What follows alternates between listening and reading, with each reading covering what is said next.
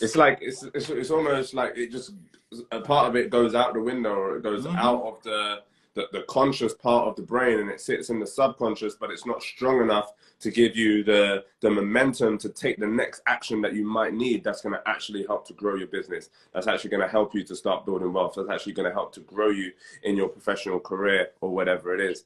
Yep. It's incredible, man. I was at dinner with two friends yesterday. One who I went to one who I grew up with, I knew since I was 5, and one who I went to high school with. And it was crazy because we haven't caught up in like 2-3 years, COVID and all that sort of stuff. But it was the first time we actually sat down. When I was sitting down for 2 hours, and I got to a point in the conversation, Chris, where I was like, I can't anymore. I said, waiter, do you have a pen, please? I got the piece of the napkin, and I started taking notes. I'm like, this conversation, I can't track all of this in my brain right now. That's right. So I'm taking notes on the actions that I need to take and the things that I need to think about. And it's like, that has, again, it points back to what you said earlier, which is urgency. Like, there's so many people that will just let that information slide. And from that conversation, you're probably going to end up remembering about 10 to 15% of it. Well, the person that writes it stuff down is going to remember like 80% of it, which is, and imagine doing that in every conversation. Imagine every conversation that you have is helping you to scale and grow and like just elevate from where you are to where you want to be. For sure. And what I'm learning for myself is, so I was telling everybody recently, a 60-year-old man taught me how to read. And what I mean by that is, we'll typically, right, like we get a book, right, and we'll read to completion, right? So right. We just, you know, and we feel great. This is oversubscribed. Yeah, perfect book, bro. Daniel Priestley, yeah. I'm learning, man. I'm here to learn, right? So we'll get a book and we'll read it. We'll be like, yeah, I finished it. But if I ask you about that book a month later, you have absolutely, you don't know anything. And listening to Myron one day, he said, you got to read, you got to learn how to read in a very different way. You got to be able to read to understand. And so he said, instead of writing down a quote, or underlining a quote, why don't you actually write down what it made you think of? What did it make you think of that you need to go do? Because those are the things that's going to impact your life. Right. And then as I kept thinking about what he said, I had to take it a step further. See, I was happy because I used to be able to go, oh, I read the book. You know what I figured out? I need to start using books as a reference tool. Facts. It's so powerful, man. I don't think people realize the access of resources that they have. In fact, people do realize. But what slows a lot of people down is the rat race lifestyle, the rat race cycle, because the 9 to 5 is no longer the 9 to 5. The 9 to 5 is now the 7 to 7. Sure. You got that phone in your hand, bring, yep. Emails coming through, all sorts of stuff. And even if the email ain't coming through, or even if the phone ain't ringing, you be thinking about it, or you be traveling, you know, in our parents' generation, work was like no more than 20 minutes down the road, tops. That was like 30 minutes was like, okay, work is far. Now an hour is standard. Yep.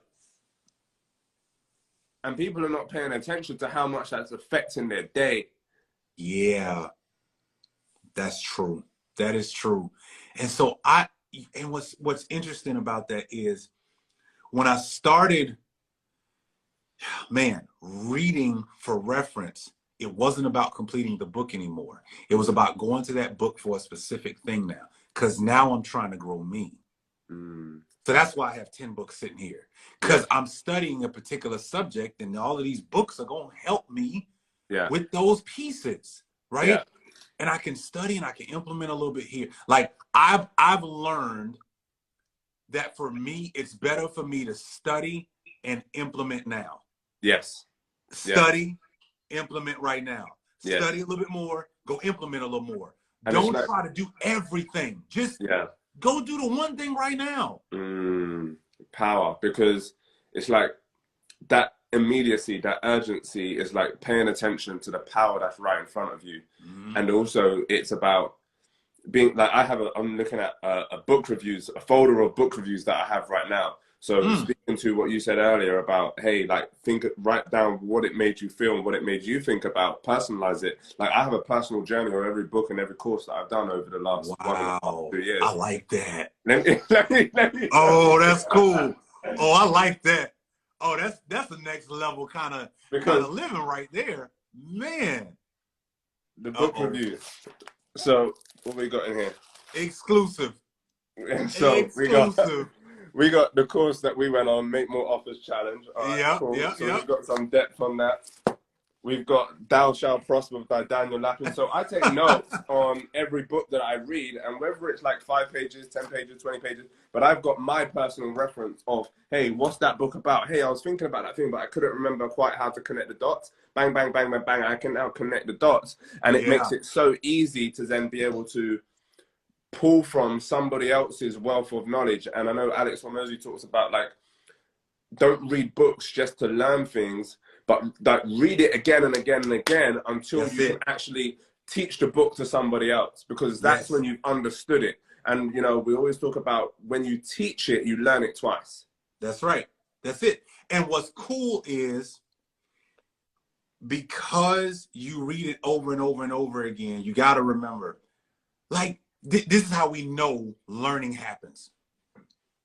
Dude, I kid y'all not. I'm gonna make y'all laugh.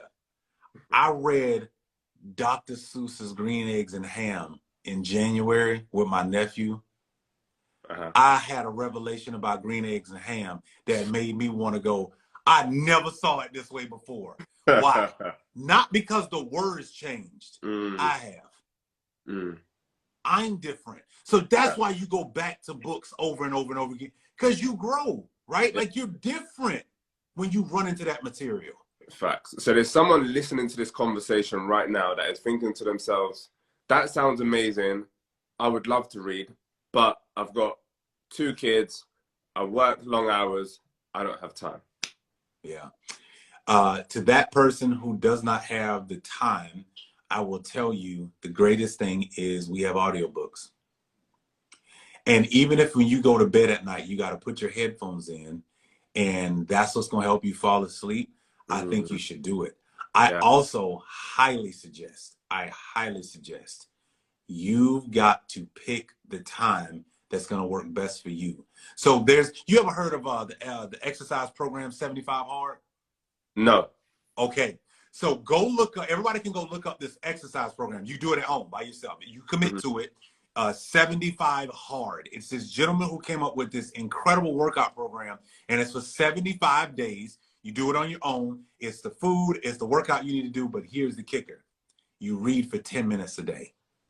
Hey, did you know that as employees, there are 7 big mistakes that we are all making before getting fired, downsized, or laid off? And I wanted to share those with you and teach you how to level up in your career. You can get that by going to www.twac.live/7mistakes.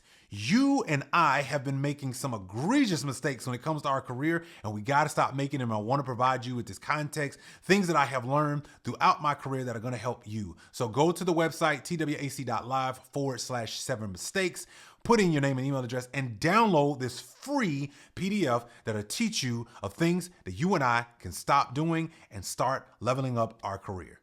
Back to the episode. And the whole idea behind it is getting you in the habit of making reading a priority, of you becoming a different person. Not just your physical body, not just, you know, what you eat. It's all about, like, getting there, right? Like, mentally. So you pick a book, and while you're doing 75 Hard, it's 75 days straight, right? You commit, and they have like an app and all that other stuff. It's pretty cool. But the idea is, think about that. If all you did was take 10 minutes, that's it. 10 minutes. You can take 10 minutes in the car once you get to work. Yeah. And the other thing is, what are you, like, in addition to the audiobooks thing, people will be like, I don't have time, but they be watching Power. They be watching. Right. And then another question is, like, what are you doing on your lunch break? Because you're out with Jane and Jennifer and Sam and Simon. It's like, you guys are all congregating, talking foolishness about the clients that you don't like. And you can be using that time to elevate your mind and take yourself to the next level. And that's what successful people, that's the kind of activity, that's the kind of thing that successful people do that sets them apart from the pack. It sure is. And if you're at work, here's a hack you can do at work. There's so many of us who are in meetings all day long at work. Like, you're in meetings, like it's not no work. You just went to a building and sat in meetings all day. Yeah. I'm gonna show you how you get out of them. I'm gonna show you how you decrease the amount of meetings you're sitting in right now. The first thing you do is you look at your schedule for the day, and the question you ask is, number one, okay, how many of these meetings do I actually talk in? Number two, how many of these meetings do I actually contribute and or I have deliverables for? Most people would say that 50% of the meetings they sit in, they're adding absolutely no value. So what you do is you reach out to the organizer, and then you ask the organizer a better question. What is the intended outcome for this meeting? If you cannot contribute to that intended outcome, you bow out gracefully. You just say, hey, I can't come. Hey, you know what? Okay, I can't contribute. However, I'll take the notes from the meeting afterwards, right? And if there's something I need to know, cool, I'll get it then. But we can't keep going to work and not maximizing our employment. Yes. That's the one thing I talk about in my challenge. You got to understand how to maximize your employment. Some people don't even maximize the employment, but you're sitting there angry and you're frustrated and you're like, oh, well, you know, this sucks and I just wish it was better. Well, you're not even maximizing half of that employment experience. Because if you were, you'd be making more money. Yes. You'd be elevating. And then that way, if I cut off half of the meetings I sit in, now I got plenty of time to read. Now I got plenty of time to look up what I need to do. Now I got plenty of time to set goals. Now I got plenty of time to network. But we don't think about it like that, right? When we go to work. Preach. Talk to this, right? So there's a lot of people out there that say, I want to start a business. Chris, I want to start this business in this industry. I want to be an entrepreneur. Okay, great. Why do you want to be an entrepreneur? Well, I hate my job. It's really bad. And then the whole next narrative is around criticizing the job. And when you actually delve deeper into the conversation, and this is my first time having a verbal conversation with you, but I know it happens to you. I know you've experienced this from your communication with people, right? And it's like they're not performing in the job that they're in, but they think that if they set up a company that does what their company does, they're automatically going to perform 10 times better. Look at your face. That can't be further from the truth, and I'm going to tell you why. Here's a reality that if you're in that mindset, you got to understand. If you're poorly performing at work, and you know it, right? Like it's not, you don't know you're not giving your all at that job. Like, you know you're not, right? And for various reasons. I'm not knocking anybody's reasons, but here's the thing. If you think you're going to go out and then go build a business and attract the right people and that people would want to work for you, that's the problem. Yeah. You have a false sense of reality. Yeah. Right. So you got to ask yourself, would I work for me? Yeah. Would I hire this version of an employee? Matter of fact, not even an employee. What if you're a one-man, a one-woman show? Would you want you as a client? Great question. I mean, and I'm just saying it's a self-awareness question, right? Like, wait a minute. I know I'm not performing as I could at this job for whatever my reasons are. What does that mean? I am choosing to be distant and not tackle the actual issues. I'm not willing to be self-awareness that there's two sides to every problem. And I'm probably one of those sides in every problem that I can imagine, right? So I have to be willing to do the hard personal work so that when I do want to step out, guess what happens? Now, when I'm having conversations with people and I'm meeting people and I'm telling people I have a business, well, they know based on the way I showed up. They understand based on the way I show value. By the way, if your IG and all your social media platforms right now ain't providing no value to nobody,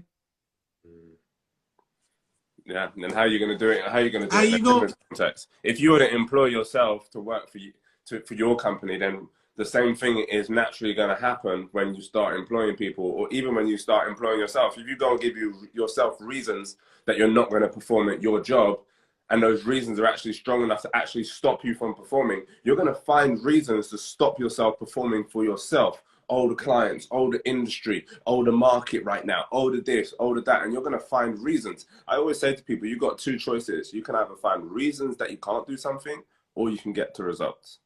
How about that? But you can't do both. You can't, man. You can't. And I. Would you like to be able to know exactly what you need to do to scale and grow faster your side business? Well, look no further. You should jump into right now the Side Business Challenge. That's right. The Side Business Challenge is where it's at. I'm actually helping you as a corporate professional build and scale your side business faster, because that's the name of the game. I know you've been looking for a place to, how do I take what I'm doing and actually make it work to be creating a real revenue generating business? Well, join thesidebusinesschallenge.com. You do not want to miss it, because when you jump in, it's 5 days, 1 hour where I am helping you build a successful side business. I'm Chris Williams. I built my first successful side business to over 6 figures, and I've helped countless people do the same. And now I've got a challenge just for you. You know you've been wanting to build it. You know you want to make it for real, and you want to make it something legitimate that at least, what if all it did was pay all of your household bills? Could you imagine being able to go to work every day and all of your household bills are paid without leveraging your job money? Oh yeah, I can teach you that. And inside of the Side Business Challenge, I'm showing you how to level up inside of your career so that you show up in a big way. Yes, having that side business will teach you so much more than just money. Jump into thesidebusinesschallenge.com. I look forward to seeing you there.